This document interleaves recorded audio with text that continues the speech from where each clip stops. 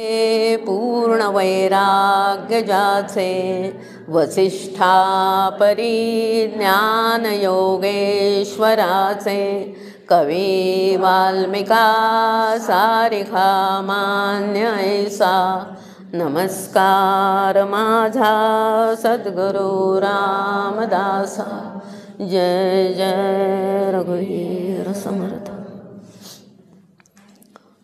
काल आपण भक्ती म्हणजे काय किंवा भक्ती करणं किती गरजेचं आहे ते आपण काल बघितलं. आता ती भक्तीचे प्रकार आहेत. 90 भक्ती सांगितले. तो मुख्य श्लोक जो आहे तो भागवतातला आहे. श्रवणम कीर्तनम विष्णुस्मरणम पादसेवनम अर्चनम वंदनम दास्यम सख्य आत्मनिवेदनम. प्रल्हादाच्या मुखातला हा श्लोक आहे. हिरण्यकश्यपू विचारतो की काय गुरुजींनी शिकवलं, तर या तऱ्हेने परमेश्वराची भक्ती करा असा तो भागवतातला श्लोक आहे. त्यामुळे ती भक्ती अशा तऱ्हेने करायची, म्हणजे श्रवणम कीर्तनम विष्णुस्मरणम पादसेवनम अर्चनम वंदनम दास्य सख्य आत्मनिवेदन. ह्या तऱ्हेने ही 90 भक्ती आहे. 90 भक्ती का सांगावी लागली? कारण एकदम ते आत्मनिवेदन शक्यच नाही आहे. म्हणजे त्याला पायऱ्या आहेत, बरोबर की नाही.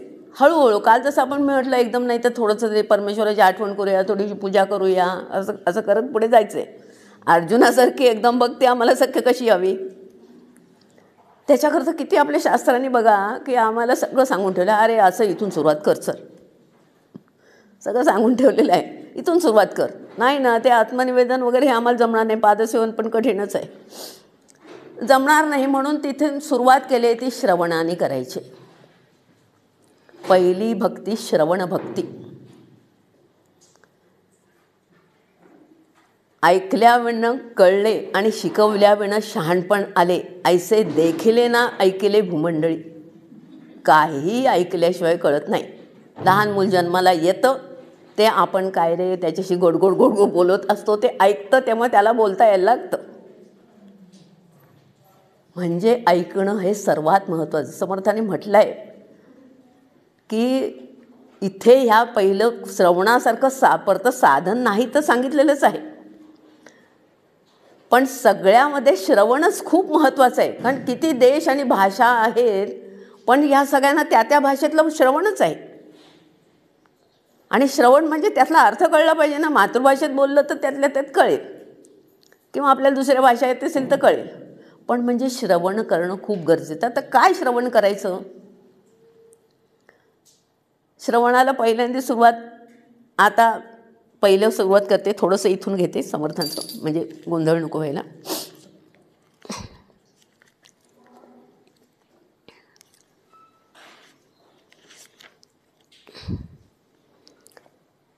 प्रथम भजन ऐसे जाणं हरिकथा पुराण श्रवण. हरिकथा पुराण श्रवण म्हणजे ऐकायचं आहे. काय ऐकायचं आहे? काय भक्ती आहे ना, भक्ती करायची ना. 90 भक्ती आहे आणि आम्हाला भक्ती करायची. मग काय ऐकलं पाहिजे? परमेश्वरासंदर्भच ऐकलं पाहिजे. परमेश्वर कसा प्राप्त होईल याच्याकरता जे जे आवश्यक आहे ते ते श्रवण केलं पाहिजे आणि बाकीचं टाळलं पाहिजे. हरिकथा पुराण श्रवण हे पहिलं सुरुवातीचं सूत्र सांगितलं. हरिकथा म्हणजे परमेश्वराचे अनेक अवतार आहेत. परमेश्वराने ह्या धर्मरक्षणार्थ अनेक अवतार घेतले, त्याच्या कथा ऐकायच्या. किंवा आता सकाळचा जो विषय झाला आपलं, ही उत्पत्ती कशी झाली, विश्वाची उत्पत्ती कशी झाली, मग तो परमात्मा कुठून आला, कुठून हे आलं, मी कुठून आलो, हे ऐकायचं आहे. तो पुढला भाग. आधी कथा श्रवणाने सुरू करू. तर प्रथम भजन ऐसे जाणं हरिकथा पुराण श्रवण. मग नाना अध्यात्म निरूपण ऐकत जावे. मग समर्थांची ती लिस्टच्या लिस्ट आहे, काय काय ऐकावं. व्रतांचे महिमे, दानांचे महिमे, हे सगळं ऐकायचं आहे. का? आम्हाला ती व्रत म्हणजे काय ते कळलं पाहिजे. आज देवशयनी एकादशी आहे, त्याच्याबद्दल तर 2 शब्द सांगते. की ही काय कल्पना आहे देवशयनी? परमात्मा झोपतो का? त्वम देहत्रयातीता त्वम कालत्रयातीतम अवस्थात्रयातीता. तो कसा आहे? सगळ्या अवस्थांच्या पलीकडे आहे, जागृतीच्या पलीकडे, सुषुप्तीच्या पलीकडे आणि स्वप्नाच्या सगळ्या तिन्ही अवस्थांच्या पलीकडे. तिन्ही अवस्था आम्हाला आहेत, त्याला काही अवस्था नाही आहे. मग ही देवशयनी काय? तो झोपतो म्हणजे काय? ऋषींनी विचार केला, आम्ही सारखे त्याच्याकडे एकसारखे मागत राहतो, तो कंटाळून गेला या मागण्याला. याला थोडे दिवस झोपायला सांगूया. म्हणजे हा झोपला की आता काय देव झोपलेला आहे, आता काय मागायचं नाही, आता आपल्याला करायचं आहे. लक्षात घ्या, कुठून तरी एक छान कल्पना आली, देव झोपलेला आहे, आता मागू नका, पास झालं किती मागताय, हे दे ते दे दे दे, आमचं मागणं चालूच. देवाजवळ जातो ते मागायलाच जातो. आणि देतो काय? एक नारळ, काय पेढे, सुपारी, अमुक तमुक काय ते देतो. त्याच्याकडे काय कमी आहे? पण तरीसुद्धा परमात्मा आहे ना, पत्रम पुष्पम बलम तोयम यो मे भक्त्या प्रचय. जे काय मला देईल ते मी पत्र दिलं तरी संतुष्ट आहे. तू काय मला देणार? पण तरी तू भावनेने दिलंस ना, मी स्वीकारतो. थोडक्यात ही देवशयनी एकादशी आहे. आणि इथे परमात्मा झोपला आहे, ह्याचा अर्थ ऋषीने फार हे केलं की आता तुम्ही कार्य करत व्हा, तुम्ही कार्य करा आणि मिळवा. परमेश्वराकडे मागत काय बसतंय? पुरुषार्थ करा, काही व्रत करा, नियम करा, उपवास करा, म्हणजे तुमची तेजस्विता वाढेल, तुमच्याकडे ज्ञानात भर पडेल, तुमचं अंतःकरण शुद्ध होईल आणि मग तुम्ही कराल ते होईल. अंतःकरण शुद्ध झालं की तुम्ही कराल ते होईल. म्हणजे थोडक्यात इथे ही कल्पना ऋषींनीच आणलेली आहे. लक्षात घ्या, देवशयनी एकादशी म्हणजे आता 4 महिने परमेश्वर आपल्या म्हणून चातुर्मास, आणि ह्या चातुर्मासात सगळी आपल्याला व्रतन वैकल्य सांगितलेली आहेत. सामान्य माणसाकरता आहे. लक्षात घ्या, जे जे नियम आहेत ते सामान्यासाठी आहेत. अगदी अडाणी आहे ना, त्याच्याकरता नियमच नाहीत. म्हणजे हे असले नियम जे अध्यात्माचे किंवा आपल्याला जे म्हटले ते अगदी अडाणी आहे ना, त्याला ते काही सांगण्यातलं नसतं. आणि अगदी उच्च असतो त्याला त्याची गरज नसते. नियम किंवा ही व्रत ऐकल्य किंवा ऐकणं आणि हे जे भक्ती करणं वगैरे सगळं या मध्य लोकांसाठी आहे. मध्ये जे आहेत धड ते अज्ञानी नाहीत आणि धड त्यांनी मिळवलेले नाही. म्हणजे ह्यांना प्रगतीचा मार्ग आहे. ज्ञानी आहेत त्यांना हे सांगावं लागत नाही. त्यांना लक्षात येत आहे की परमात्मा काय झोपतोय. म्हणजे ते त्यांच्याकरता नाही आहे तो विषय. नाही, ते नियम जे असतात ना ते सामान्यांसाठीच असतात. असामान्यांना नियमांची आवश्यकताच नसते.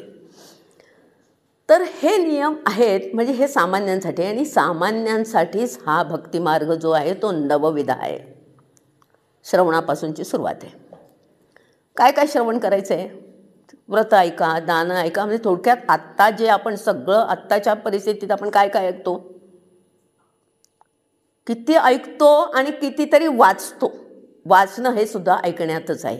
कारण आता कुठे ऐकायला आपण, पूर्वी काय मंदिरं होती आणि तिथे पुराण वगैरे चालायचं आणि लोक तिथे श्रवणाला बसायची आणि त्याच्यातून ज्ञान होत असे त्यांना. आता आमच्याकडे मंदिरातून हे आम्ही ऐकायला जातो वगैरे. आता हे असे कशीच सभा होतात तिथे आपण ऐकतो. पण त्याच्यापेक्षा आता आपल्याला जे काय अवेलेबल आहे किंवा आपल्याला जास्त आता जे प्रिंटिंग प्रेस निर्माण झाल्या त्यामुळे आमच्याकडे आता हे सगळं वाङ्मय उपलब्ध आहे आम्हाला आणि आम्ही ते वाचतो. गुरुमुखातून येणं आणि स्वतः वाचण्याच्यात फरक आहे. कारण त्याच्या अंतःकरणातून जे बाहेर पडतं ते त्याच्या अर्थासकट किंवा त्या समोरच्याचं कल्याण व्हावं म्हणून पडतं बाहेर.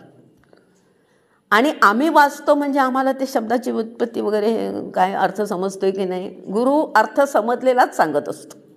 हे मुखातून बाहेर पडतं ते अर्थबोध होईल अशा तऱ्हेचीच वाक्य असतात. ते म्हणून गुरुमुखातलं वेगळं, आम्ही वाचतो ते वेगळं. हे काय तिथे तसंच सांगितलं. बऱ्याच कथा आहेत त्याच्यावर, आपल्याला त्याच्यात जायचं नाही. रामनामाच्या संदर्भातल्या वगैरे कथा आहेत. थोडक्यात गुरुमुखाने जे श्रवण होतं ते खूप महत्त्वाचं असतं. सत्संगापर ते साधनच नाही म्हणून सांगितलेले समर्थाने. थोडक्यात चांगले जे विद्वान आहेत त्यांच्या मुखातून श्रवण करा. कशाचं श्रवण कराल तर हे परमेश्वराच्या कथांचं. परमेश्वरांच्या कथा म्हणजे लक्षात घ्या की आपल्याला काय आवडतं की परमेश्वराचं ते सगुण रूप, मग त्याचं ते थोडक्यात कृष्णाने काय केलं, मग त्याच्या सगळ्या त्या कथा किंवा रामाची कथा, मग आपण त्याच्यात रंगून जातो. लहान मुलाला आपण बघा, लहान मुलाला काही कळत नसतं, आम्ही त्याला कपडे घालतो, त्याला सजवतो आणि मग तो नाचायला लागला की आम्हीच हसतो, नाही आमचा आनंद आम्हाला मिळवतो. त्याला त्याचं काही गंधसुद्धा नसतो. त्याला कपडे घालायचे, त्याला नटवायचं आणि त्याच्यातून आम्ही आनंद मिळवतो, बरोबर की नाही का? मग ते जे सगळं कसं, तसं परमेश्वराच्या ह्या ज्या सगळ्या लीला आहेत त्या लीलातून आनंद मिळतो. आम्ही काही काळ तरी संसारातून बाजूला होतो. लक्षात घ्या, आम्ही आनंद संसारात पण असा आनंद आहेच. त्या मुलाला सजवणं, नटवणं वगैरे हे सगळं आमच्या आनंदाकरताच आहे. असा आनंद आम्ही मिळवतो. मग आनंद तो परमेश्वराच्या लीलामध्ये पण आहे ना. मग त्या परमेश्वराच्या लीला ऐका, रामायण ऐका, महाभारत ऐका, गीता आहे, भागवत आहे, सगळं ऐका. हे सगळं श्रवण. आता हे श्रवणात समर्थांनी 3 समास या दासबोध श्रवणाचे आहेत, बरंच सांगितलं आहे. आणि त्याच्यातलं जे समर्थांनी सांगितलं आहे, जे सार असेल ते ग्रहण करा, बाकीचं सगळं टाकून द्या. लक्षात घ्या, मला जे श्रवणाने उपयुक्त आहे ते तुम्हाला आहे, किंवा तुम्हाला जे आहे ते मला नाही. आता काही आणि फार महत्त्वाचा एक भाग त्यातला आहे परमार्थातला, की आपण काय करतो, तिथेच राहतो. अरे कळलं आहे ना, हो ना पुढे. आता गणितातले काय 2 गुणिले 2 4 हे काय करत बसू का? झाले, आम्हाला माहिती आहे, ते सोडून द्यायचं आहे, त्याच्या पुढे जायचं आहे ना आपल्याला. पण आम्ही काय करतो, दासबोध वाचतो, त्यात कळलं आहे ना, आता त्याच्या पुढले समास बघ. थोडक्यात श्रवणाचा विचार हवा आहे तिथे. आणि जितकं कळलं आहे तितकं मागे टाका ना. जेवढं कळलं आहे, म्हणून सार करायचं आहे. म्हणजे आता मला एवढा भाग मला कळलेला आहे, आता ह्याचा विचार मला करायला नको आहे. लक्षात घ्या, आपण पहिल्या, दुसऱ्या, तिसरी, चौथीतला आपल्याला त्याचे विचार कळलेले असतात, ते आपण मागे टाकतो, त्याचा विचारच नसतो, कारण ते आमच्या आतमध्ये आहेत सगळं. तसं या श्रवणाचं मुख्य आहे, की जेवढं श्रवण आपल्याला कळलं हे इथे एवढं श्रवण करणं गरजेचं आहे, कारण त्याने चित्तशुद्धी होते, त्याने मन एकाग्र होतं वगैरे, हे सगळं कळलं म्हणजे हे श्रवण आपल्याला आता किती उपयोगाचं आहे. आता त्याच्या पुढलं श्रवण करायला पाहिजे. म्हणजे थोडक्यात आध्यात्मिक ग्रंथांचं कथा ऐकल्या, आता आम्ही झालो, परमेश्वर आहे आणि त्याला आम्ही मान्य केलं आहे. आता त्या परमेश्वराचं स्वरूप काय आहे, प्रत्यक्ष परमेश्वराचं स्वरूप काय आहे, मग ते अध्यात्म निरूपण, मग त्याच्या खोलात जायला पाहिजे. अशा तऱ्हेने आमची प्रगती होणं गरजेचं आहे. म्हणजे आम्ही कथा कादंबऱ्या तर नाहीच, तो भागच नाही. म्हणजे आपण आत्ता जो विचार करतोय, म्हणजे त्यात वेळ घालवायचा नाही आपल्याला. आपल्याला जर आपल्या नरजन्माचं जर सार्थक करायचं असेल तर म्हणजे गप्पा टप्पा हे नाही ऐकायचं आहे. कोणी अध्यात्म काय बोलत असेल परमेश्वरासंदर्भात किंवा या विश्वासंदर्भात किंवा जे आपल्या अगदी अक्षरशः व्यवहाराच्या संदर्भात सुद्धा चालतं आहे, मग की जे मला उपयोगी पडणार आहे त्याच्या संदर्भात. कारण व्यवहार करायचाच आहे. लक्षात घ्या, संसार सोडायचा नाही आहे, तो अतिउत्तम करायचा आहे. प्रपंच करावा नेटकाच सांगितलेला आहे समर्थाने, तो उत्तमच करायचं आहे. पण आपल्याला थोडा हा आपला विचार करायचा आहे, मी कुठून आलो, मी आता जाणार आहे कुठे. आणि त्याच्याकरताच ही नवविधा भक्तीने का सुरुवात करायचं, की आमचं अंतःकरण शुद्ध झालेलं पाहिजे, एकाग्र झालेलं पाहिजे. ही भक्ती एवढ्यासाठीच आहे. प्रत्यक्ष कर्तव्य कर्म आपण जी करायची ती करायचीत, त्यांनी चित्तशुद्धी होणार आहे, त्याच्यानंतरची ही उपासना आहे. समर्थांनी दासबोध इतका व्यवस्थित तुम्हाला सांगते, पहिलं सुरुवात केली ती सगळी प्रस्तावना केली. दुसऱ्या समासात मूर्ख आहात हे म्हणजे हे मूर्ख, मार्गे जाय खात खात तो एक मूर्ख, म्हणजे आपल्यातली मूर्ख लक्षणं सगळी घालवून टाकलेली आहेत. त्याच्यानंतर कुविद्या घालून टाकली सगळं, आणि त्याच्यानंतर हे उत्तम, हे आम्हाला सांगितलं. म्हणजे थोडक्यात काय काय घालून टाका, हे घालून टाका, ते घालून टाका आणि हे मिळवा. थोडक्यात त्याज्य काय आहे आणि ग्राह्य काय आहे ह्याचा विचार आहे. दुसरा दशक खरं सांगायचं ना, आपल्याला ते आपलं भांडं घासून शुद्ध केलेलं आहे, स्वच्छ करतायत समर्थ. दुसरा दशक दासबोधाचा सगळा शुद्धीकरणच आहे फक्त. रजोगुणी आहात का, तमोगुणी आहात का, सत्वगुणी आहात का, मग कुठे आहात. थोडक्यात तुम्ही कुठल्या रेषेवर उभे आहात. रेषेला 2 टोक आहेत, एक मोक्षाचं टोक आणि एक अगदी अज्ञानाचं टोक. असं धरलं तर आपण त्या मधल्या रेषेवर आपण कुठे उभे आहोत, म्हणजे माझी सद्यस्थिती काय आहे. आणि मग मला श्रवण काय करायचं आहे, तर मी जिथे आत्ता उभी आहे तिथून मला पुढलं श्रवण करायचं आहे. मागलं मला ज्ञात आहे, त्या जे ज्ञात आहे त्याचं श्रवण नको आहे करायला. आता तुम्ही सगळे कॉम्प्युटर तुम्हाला येत असतील, जे ज्ञात आहे त्याचं काय श्रवण करायचं आहे. या कॉम्प्युटरमध्ये तर रोजच्या रोज नवीन नवीन आहे. म्हणजे यातलं नवीन काय झालं आहे, आता आपण काय बघतो, ह्यातलं नवीन काय झालं आहे, ते मागलं काय ते काय बघण्याची गरज आहे का, नाही. तसं श्रवणामध्ये सुद्धा पुढलं प्रगतिकारक श्रवण करायचं आहे. म्हणजे जे श्रवण आता मला समजलं आहे, त्यातलं सार मला कळलं आहे, तर त्याच्या पुढलं आणि असं पुढे कुठे पोचायचं आहे की जिथे परमेश्वर आहे. लक्षात घ्या, एका रेषेच्या टोकावर परमेश्वर आहे आणि एका रेषेच्या टोकावर अगदी तो अमिबासारखा प्राणी आहे. मी तर इथे मध्यावर आहे, मनुष्य हा मध्यावर आहे. आता त्याला तिकडेच जायचं आहे, कळलं की नाही. आता त्याला जायचं आहे, ते तिकडे जायचं आहे, पुढे जायचं आहे. तर त्याने पुढलं श्रवण करायचं आहे. थोडक्यात माझी स्थिती ह्या रेषेवर कुठे आहे. मग मला श्रवण कशाचं करायचं आहे, तर ह्या तऱ्हेने पुढलं करत करायचं आहे. काही गोष्टी मला कळलेत, मग आता मी पुढलं. तर श्रवणाचं हे मुख्य म्हणून समर्थ सांगतात, जे सार आहे त्याचं श्रवण करायचं आहे. जे झालं आहे त्याचं श्रवण हवं नाही, अशातला भाग नाही आहे, पण ते उजळणी करता जर विसराल झालं असेल तर. आता श्रवणामध्ये 2-3 गोष्टी महत्त्वाच्या आहेत. आत्मारामाचा तर फार महत्त्वाचा भाग आहे की श्रवण कसं करावं. एकाग्र श्रवण करायला हवं आहे. काही महत्त्वाचे विषय आपल्या साध्या व्यवहारातले सुद्धा जर कोणी आपल्याला त्या कॉम्प्युटर संबंधात किंवा कुठल्या गोष्टी संबंधात जर सांगत असेल तर आपण एकाग्र झालं पाहिजे, नाही तर आम्हाला कळत नाही, मधलंच काही कळणार नाही. म्हणजे आमचं श्रवण एकाग्र श्रवण हवं. म्हणजे तो विषय सुरुवातीपासून शेवटपर्यंत माझं लक्ष तिथे आणि तिथे पाहिजे. चातक पक्षीचं उदाहरण दिलं आहे समर्थांनी आत्मारामात. चंचूपासून थेंबुटाधरी जीवन सकाळी अव्हेरी भूमंडळीचे. चातक पक्षी असतो ना, त्याला तहान लागलेली असते, पण तो इकडचं पृथ्वीवरचं पाणी नाही पित, तो मेघातून पडतंय कधी आणि मी घेतोय कधी, अशा तऱ्हेचं श्रवण सांगितलेलं आहे. श्रवण असं करावं की तो शब्द बाहेर पडतोय, तो कानात पडतोय, लगेच त्याचं अर्थज्ञान झालं तर झालं. नाही तर श्रवणाआड विक्षेप म्हणून सांगितलेले समर्थांनी एक अक्का समाज लिहिलेला आहे. श्रवणाआड विक्षेप येते, झोप येते. पहिलं झोप येते, नंतर कोणीतरी वाजवलं, नंतर कोणीतरी काढलं, माझ्या चपलात तिथे ठेवले की नाही, कोणी घेऊन गेलं असेल का, माझी छत्री कुठे ठेवली ती कोणी घेऊन गेली असेल का, हे सगळे श्रवणाआड विक्षेप आहेत. म्हणजे चांगले श्रवण करत असतो, आपल्याला काहीतरी मिळत असतं ना त्यातून, पण त्याच्यात हे विक्षेप आहेत. मध्येच कुठेतरी घरातलं काहीतरी आठवतं, तो आता जेवून गेला असेल का, कॉलेजला गेलं आहे की नाही, काय खाल्लं की नाही. संसारिकांना विषयाला तर एंडलेस आहेत संसारिकांचे विषय. म्हणजे हे विक्षेप आहेत. आता बसलोय ना, सगळं एकदा करून बसावं म्हणून, अभ्यासाला म्हणून सगळं खायचं करायचं ते करून बसावं एकदा, म्हणजे ते मधले विक्षेप येत नाही. श्रवणावर विक्षेप सांगितलेले आहे की हे विक्षेप कितीतरी विक्षेप आहेत. आपलं मनच आधी एका जागेवर बसत नाही. पहिलं त्या मनात म्हणजे चाललेलं असतं ना, ते कुठेतरी धावत असतं. हे श्रवणाआडचे विक्षेप आहेत, ते सगळे विक्षेप टाळून श्रवण करायला सांगितलं आहे. म्हणजे चातक पक्षासारखं श्रवण करायला सांगितलं आहे की त्याचं असं उदाहरण दिलं आहे की इथून शब्द बाहेर पडतोय, तो तिथे कानात जातोय, लगेच त्याच्यावर विवरण होत आहे, म्हणजे त्याचं लगेच आकलन होत आहे, असं ते श्रवण सांगितलं. एकाग्र श्रवण म्हटलं त्याला. तर हे श्रवण या तऱ्हेने करायचं आहे. परमार्थ ग्रंथांचं श्रवण जे करायचं आहे ते या तऱ्हेने करायचं आहे. आणि ते किती श्रवण करायचं आहे, सगळं ऐकावं म्हणून सांगतात.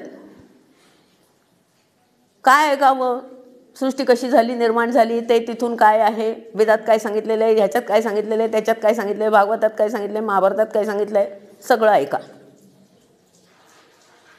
पण यात सारभूतम, जे त्यातलं सार काय आहे, मला काय उपयोगाचं आहे किंवा माझी ज्याने प्रगती होणार आहे ते तेवढं ग्रहण करा, बाकीचं फलकट सोडून द्यायचं. नाही ते तूस असतं वरचं, आपण तूस काढतो आणि बाकीचा तो दाणा आतला घेतो. तसं ते सांगितलेलं आहे की जे मला उपयोगाचं नाही, ठीक आहे, माझी प्रगती ह्या रेषेवर कुठे झालेली आहे, मग त्याच्या मागचं श्रवण असेल तर मला उपयोगाचं नाही आहे, मग त्याच्या पुढलं. तर या तऱ्हेने श्रवण करायला सांगितलेलं आहे. श्रवण भक्ती याचा अर्थ ती भक्ती मला निर्माण झालेली पाहिजे परमेश्वराच्या बद्दलची. ऐकायचं आहे ते काय ऐकायचं आहे, विश्वरचना कशी आहे, त्या विश्वरचनेत मी कुठे आहे, माझा या विश्वरचनेतला पार्ट काय आहे, मला हा जो देह प्राप्त झाला आहे या देहाने मला काय करायचं आहे, माझी प्रगती कशी होणार आहे, मग ती कशात आहे, हे सगळं श्रवणामध्ये येतं. आणि माझी प्रगती हे आपला जे धर्मग्रंथ आहे किंवा हे जे अध्यात्म सांगितलेलं आहे याच्यातच आहे.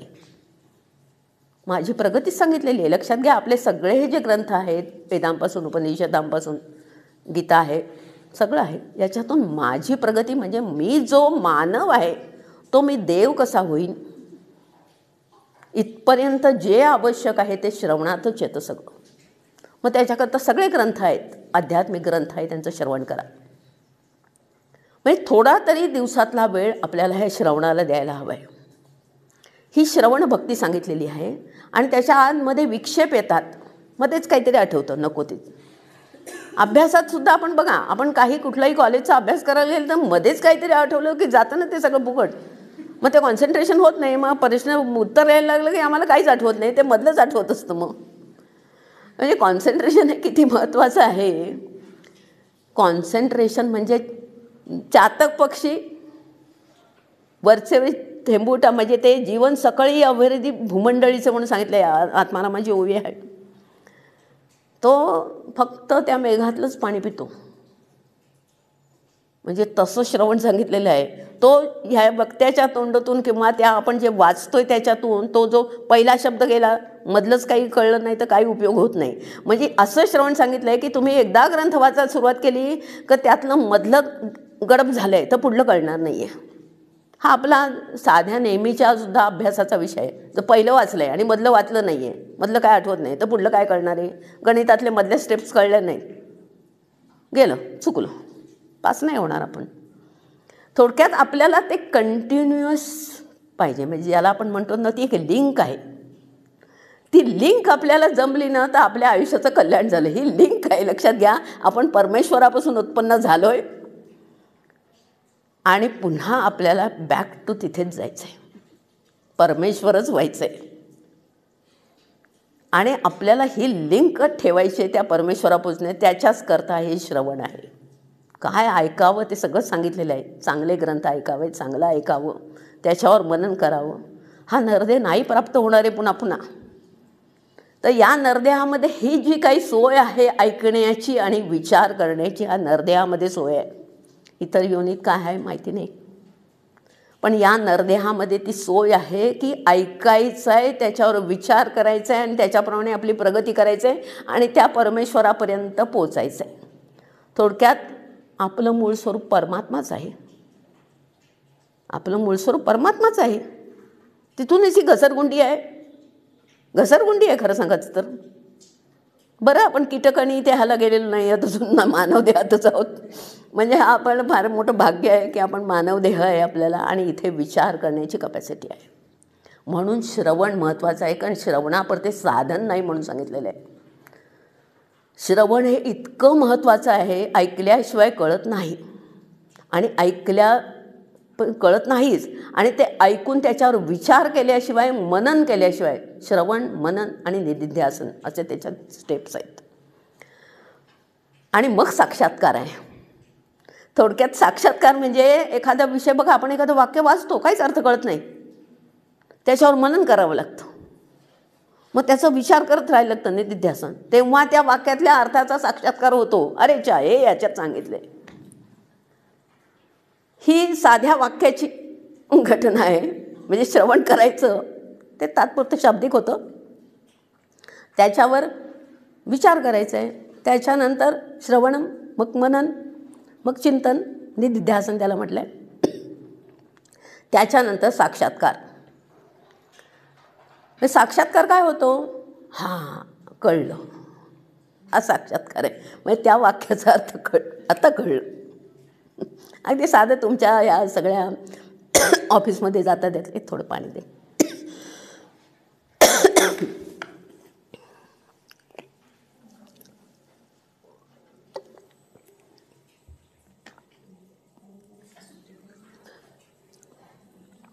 थोडक्यात कळलं. कळलं म्हणजे काय असतं कळणं? हे काय कळलं? आतमध्ये थोडक्यात त्याचं ज्ञान झालं. कळणं शब्दाचा अर्थ त्याचं ज्ञान होणं आहे. म्हणजे ते ज्ञान होत नाही तोपर्यंत आपल्याला श्रवण अखंड करायला पाहिजे. म्हणजे श्रवण, त्याचं मनन, निधिध्यासन आणि साक्षात्कार. साक्षात्कार ह्या शब्दाचा अर्थ त्याचं ज्ञान किंवा त्याच्यातलं ते मर्म मला समजलं, हा श्रवणाचा. म्हणजे इव्हन साधा आपला कुठलाही अभ्यास घ्या, तुम्ही याप्रमाणे नाही केलं तर ते तुम्हाला काही नाही, मग ते तुमचं अक्षरशः म्हणजे ते काही इथून पाट्या टाकणं आहे. मग ते तुम्हाला विचार करा की तुम्हाला जे तुम्ही अभ्यास करता कुठल्याही विषयाचा असू दे, त्याचं ते मर्म कळलं की तुम्हाला शब्दांची गरजच नसते, कारण तो अर्थ शब्द घेऊनच बाहेर पडतो.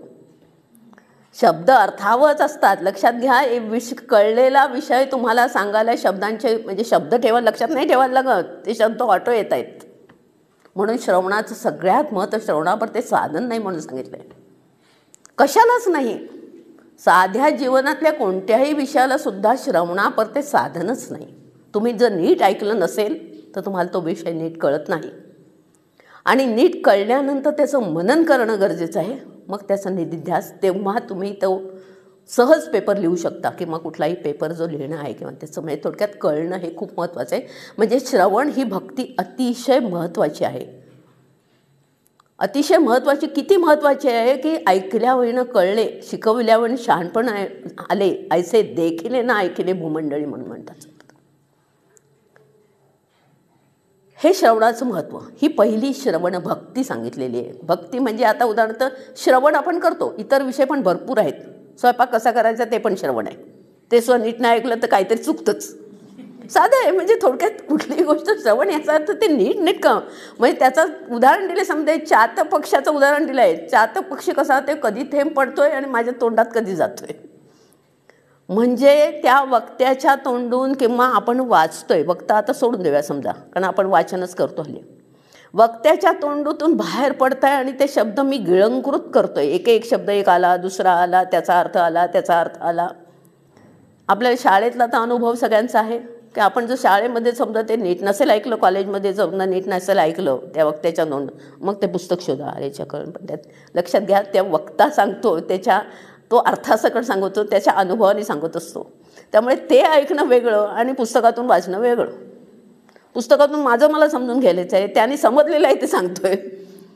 त्यामुळे श्रवणाचं हे महत्त्व आहे. आणि श्रवणापर ते साधनच नाही म्हणून सांगितलेलं आहे. काहीही तुम्ही घ्या, साधा हा सांसारिक विषय घ्या, कुठलाही विषय घ्या, श्रवणापर ते साधन नाही. श्रवण म्हणजे त्याच्यात मनन आलंच आहे, पण त्याच्यापेक्षा श्रवण म्हणजे वाचन पण आहे. वाचनाने आपल्याला समजून घ्यायला लागतं. मग आपण डिक्शनरी वगैरे अमुक तमुक सगळं बाकीची साधनं मिळवतो. आणि इथे काय सांगितलं आहे, तिथे काय सांगितलं आहे, याच्यात काय सांगितलं आहे. अभ्यास करताना ज्यांचा अभ्यास झाला त्यांना माहिती आहे की सगळे इथे काय सांगितलं आहे, ह्याच्या संदर्भात इथे काय सांगितलं आहे, याच्या संदर्भात इथे काय सांगितलं आहे. मग आपण सगळं गोळा करतो, मग लिहितो. म्हणजे श्रवणापर ते साधनच नाही सांगितलं आहे. आणि श्रवण कशाचं करायचं आहे, तर आपण जे आत्ता सकाळच्या विषयात जे बघितलं अगोदरच्या, की काय श्रवण करायचं आहे की ही सृष्टी परमात्मा काय आहे, मी कुठून आलो आहे, अरे माझं यातलं काहीतरी अस्तित्व आहे की नाही या विश्वामध्ये, हा मी आलो आहे कुठून, हे विश्व काय आहे, म्हणजे श्रवण काय करायचं आहे. त्या गप्पाटप्पांमध्ये काय अर्थ आहे, अरे मी आलो आहे कुठून आणि जाणार आहे कुठे, हा जाण्याचा तर विचार पाहिजे ना. आलो आहे कुठून समजा ठीक आहे, पण मी जाणार आहे कधीतरी, हा देव माझा सुटणार आहे.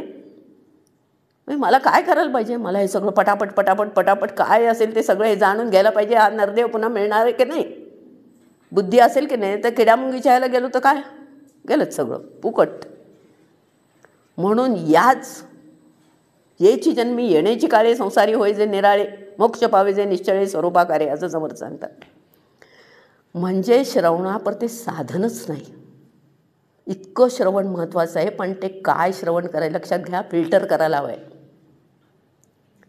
काय फिल्टर करायचं आहे, माझ्या कानात कुठले शब्द जायला पाहिजेत. भलतंसारखं गप्पाटप्पा ज्याचा उपयोग नाही आहे ते शब्द माझ्या कानात, ठीक आहे संसारिक विषय काही असतात ते ऐकायलाच लागतात, नसले नको असेल तरी पण ते ऐकावं लागतं कधी कधी. पण ते ऐकायला लागतं. पण तरी जेणेकरून ह्या नरदेहाचं लक्षात घ्या, आपण एकटेच जन्माला आलेलो आहोत आणि जाणार आहोत ते पण एकटेच आहेत. ही सगळी आपलीच आहेत, लक्षात घ्या. तुम्ही आम्ही सगळे, सगळं विश्वाची माझे घरं ही संतांची भाषा आहे. आमची पण तशीच पाहिजे. हे सगळंच आमचं आहे, सगळेच आमचे आहेत. आपला हा धर्म आणि ही आपली जी संस्कृती आहे इतकी उच्च आहे. सहनावतु सनो भुनक्तु सहवीर्यम करवावे, एकत्रच आम्ही सगळं हे प्राप्त करायचं अशी संस्कृती आहे. उच्च आहे खूप. इतरांचा विचार आहे, परोपकार आहे वगैरे, ते सगळं परोपकार आहे, पुण्याय पापाय परपीडनम वगैरे, अशी ही आमची संस्कृती आहे. सगळ्यांचं कल्याण. सर्वे सुखिनः सन्तु सर्वे सन्तु निरामया सर्वे भद्राणि पश्यन्तु मा कश्चित् दुःखमाप्नुयात्. कुणालाही दुःख नको, कुणाचंही अकल्याण नको, अशी आमची संस्कृती आहे. आणि श्रवणाचं महत्त्व एवढं आहे की श्रवणाप्रती साधनच नाही. ऐकल्याविणं शिकवल्याविणं शहाणपण आहे, ऐकल्याविणं कळले आणि शिकवल्याविणं शहाणपणे ऐसे देखिले ना ऐकले भूमंडळी समर्थ म्हणतात. म्हणजे श्रवण करताना इतकं एकाग्र व्हायला पाहिजे. थोडंसं एक त्याचं उदाहरण देते की समजा एक वक्ता आहे, कुठला तरी विषय चाललेला आहे, किंवा अगदी कॉलेजमधलं सुद्धा उदाहरण, कुठला तरी विषय चाललेला आहे, कोणतरी काहीतरी सांगत आहे. तर त्याने सुरुवात कुठून केली होती, तिथपासून त्याने शेवट कुठे केला आहे, त्याच्यातलं मधलं मला सांगता आलं पाहिजे. सगळंच्या सगळं इथंपासून इथपर्यंत त्याने सुरुवात कुठून केली होती, काय काय सांगत आला, असं एकाग्र श्रवण सांगितलंय. चातक पक्षीचं उदाहरण दिलंय समर्थाने. चातक पक्षी वरचेवरी चंचूपासून थेंबुटा ते जीवन, सकाळी वरतून कधी पडतोय तो पाण्याचा थेंब मेघातला, आणि तो मी कधी ग्रहण करतोय, असं एकाग्र श्रवण सांगितलेलं आहे. आणि अध्यात्म ग्रंथांच्या श्रवण म्हणजे हे साधं श्रवण नसतं. हे अध्यात्म ग्रंथांचं श्रवणाला तुम्हाला अतिशय एकाग्र. ते कशाला, आपण साध्या कॉलेजमधल्या कितीतरी परीक्षा आपण देतो, ते वाचतो म्हणजे श्रवणच धरायचं. वाचन हे श्रवणातच आलं. आपण जर तिथे लक्ष नसेल तर त्यातला मधला पॅरेग्राफमधलं काय सांगितले ते कळलं नाही तर पुढलं काय कळणार आहे. तिथे आपण एकाग्र होतो. तसं एकाग्र श्रवण सांगितलेलं आहे. त्याच्यात विक्षेप नको. झोप आली रे, भलताच कोणीतरी विषय काय बडबडलं, तिथे कोणतरी बडबडलं ते मध्ये येतं. श्रवणाआड समर्थांनी विक्षेप सांगितलेले आहेत. आपण श्रवणाला बसतो, माझी चपलाच कोणी नेल्या नसतील ना, कोणतरी तिथे कुजबुज करतो, किती विक्षेप सांगितलेले आहे. एकाग्र श्रवण सांगितलेलं आहे.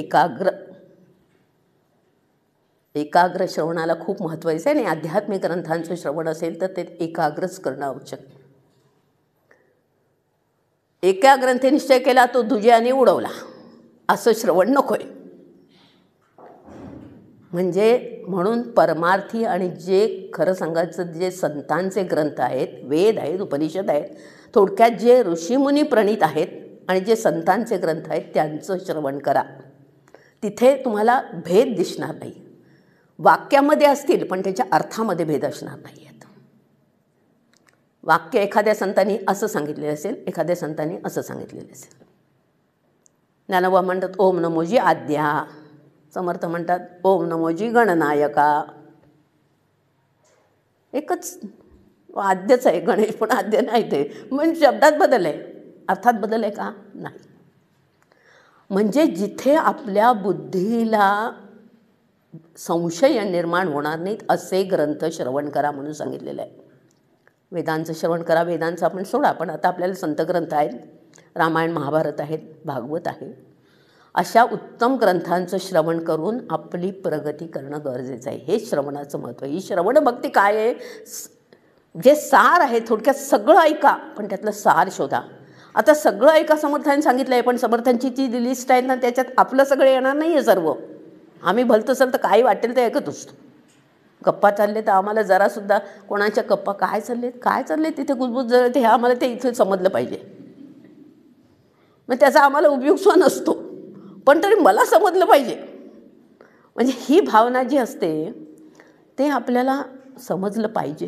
काय समजलं पाहिजे, मी कुठून आलो, माझं मूळ काय आहे, मला तर जायचं आहे कुठे, मला हे ज्ञान मिळवलं पाहिजे, परमात्मा काय आहे, याच्याबद्दल जिज्ञासा असणं अतिशय गरजेचं आहे. हे जिज्ञासा पाहिजे ह्याला. की इतर लक्षात घ्या, आपल्याला आयुष्य थोडं आहे, 100 वर्ष आयुष्य तर धरायचंच नाही, पुढली 80च्या पुढली धरायचीच नाहीत. थोडं आहे आयुष्य. मग आता हे थोड्या आयुष्यात उरलेलं किती आहे त्याचा विचार करायचा आहे. मग आता ह्या उरलेल्या आयुष्याचं मला ते बायफर्केशन करायचं आहे. याच्यात मला हे हे हे हे साध्य करायचं आहे. काही झालं तरी मला माझी प्रगती करायची. आणि मग ते श्रवण करताना माझ्या व्यवहाराला हे उपयोगी ना, हे करा श्रवण. संसार चालवायला हे गरजेचं आहे ना. स्वयंपाकात एखादा चांगला पदार्थ आहे, मला ते ऐकायला पाहिजे, कारण तो तसा मला करायला पाहिजे, कारण तो माझ्या आरोग्याला आवश्यक आहे. जे माझ्या आरोग्यात, थोडक्यात माझा देह किंवा माझं आरोग्य सांभाळलं जाईल, माझी सर्वांगीण प्रगती होईल. म्हणजे व्यावहारिक आणि परमार्थिक दोन्ही प्रगती आहे तिथे. या दोन्ही प्रगती होतील असं श्रवण करणं मला गरजेचं आहे. आणि इतर जे आहे की या दोन्हीपासून मला बाजूला घेऊन जाणारे ते श्रवण नाही करायचे आहेत. हे वे दावे कोणाचं कोण काय काय मला नाही ऐकायचं ते. कारण मला तितकं आयुष्य नाही आहे. मला जे आयुष्य मिळालेलं आहे किंवा माझ्या हातात जे माझं आयुष्य आहे त्याचा मला सदुपयोगच करून घ्यायचा आहे. मला चांगलं ते श्रवण करायचं आहे, इतर सगळं टाळायचं आहे. ही श्रवण भक्ती सांगितलेली आहे. सार श्रवण करायचं आहे याचा अर्थ माझ्या जीवनाला जे आवश्यक आहे आणि जेणे माझी प्रगती होणार आहे असं श्रवण मला करायचं आहे. इतर सगळं इतर लक्षात घ्या, कानावर पडेल. कोणी भांडतायत, कोणीतरी नको ते काय काय संसारात, तर माझ्यापेक्षाही तुम्हाला कदाचित अनुभव असेल की किती काय काय काय काय चाललं आहे. तर हा त्याचं ते हे सांगत असतो, म्हणजे सगळ्यात त्रुटीच सांगत असतात. हा असाच आहे, तो तसाच आहे, ह्या त्या. काय करायचं आहे? आपलं किती आयुष्य आहे इथे. थोडे जिणे अर्धपुडी काया, गर्व करती रडाया, समर्थ म्हणतात. थोडे जिणं अर्धपुडी काया, माहिती नाही आता ही चांगली आहे बघा, लक्षात घ्या, अजून चांगलं आहे. या शरीराचा पण काय भरोसा नाही, ते कधी त्याला काय होईल.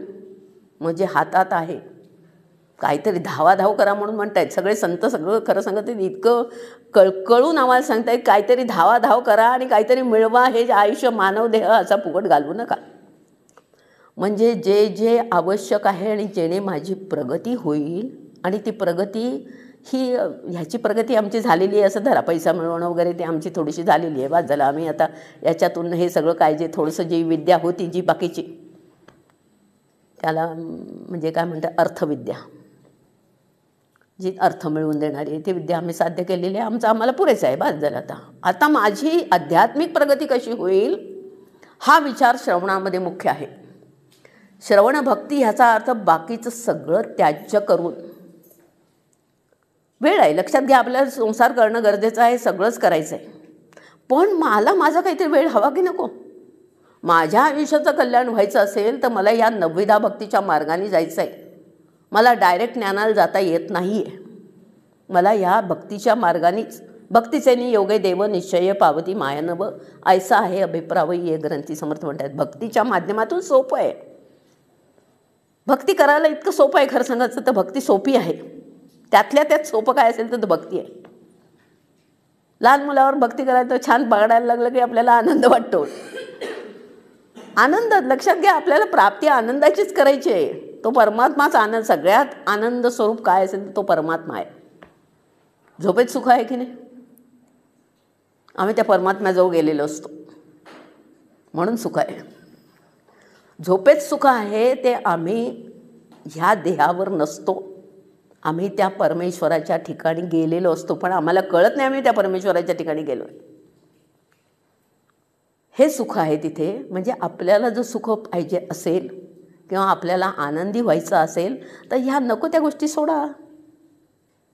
मग ह्या नवविधा भक्तीच्या मार्गाला लागा, श्रवण करा. पहिली भक्ती श्रवण सांगितलेले, सगळं ऐका, सगळं ऐका. पण जे मला आवश्यक आहे ते माझ्या प्रगतीला, सगळ्या प्रगतीला, माझ्या ऐहिक आणि परमार्थिक, म्हणजे मला आता हा संसार चालवायचाच आहे, पैसा पाहिजे, हे पाहिजे, सगळं पाहिजे.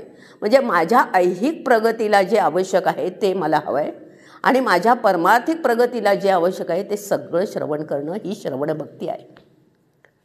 श्रवण भक्ती याचा अर्थ काय फक्त परमार्थच ऐकायचं असा भाग नाही आहे. जे जे मला आवश्यक आहे, आणि ज्यांनी विचार करा, आम्हाला जर श्रवण बाकीचं केलं नाही, आम्हाला कोणी नोकरीत नाही ठेवणार हो. तुम्हाला काही येत नाही आणि तुम्ही कशाला मग तो पैसा कसा मिळायचा, आणि पैसा नाही मिळाला तर माझा संसार चालायचा कसा. आणि संसार चालला नाही तर मग हा परमार्थ मी साधायचा कसा? म्हणजे ते पण पाहिजे, तेही महत्त्वाचं आहे. लक्षात घ्या, आपल्याला हा देह चालण्यासाठी जे देहाला आवश्यक आहे ते पाहिजेच, अर्थार्जन पाहिजेच. 4 पुरुषार्थ सांगितलेलेच आहेत, 4 पुरुषार्थच आहेत ते सगळे. 4ही पुरुषार्थ आपल्याला प्राप्त करायचे आहेत. म्हणजे त्याच्याकरता जे जे आवश्यक आहे ते श्रवण आपल्याला करायचं आहे आणि त्यातल्या त्यात आपली आध्यात्मिक प्रगती व्हायला पाहिजे. कारण काय, हा मानव देह पुन्हा मिळेल याची गॅरंटी नाही. म्हणून जे जे थोडक्यात आपल्याला आता इथे थांबवते, इथे जे जे माझं कल्याण करील, माझ्या आयुष्याचं कल्याणच होईल एवढं श्रवण करायचं आहे. बाकी सगळ्याला कान बंद ठेवायचे आहेत.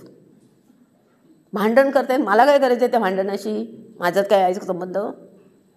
पण नाही, आम्हाला ते पण ऐकायचं असतं. कसलं चाललं आहे, काय चाललं आहे, तोपर्यंत हे ऐका ना. म्हणजे थोडक्यात ना फिल्टर करायचं आहे आपल्याला. आपल्या कानात काय पडावं आणि काय ऐकावं विचार नंतरचा आहे अर्थाचा, पण काय पडावं आणि काय मी ऐकावं ह्याला फिल्टर लावलेला पाहिजे. नको ते ऐकायचंच नाही आहे. उगाच आपलं आतमधलं कशाला ढवळलेलं चित्त करायचं आहे?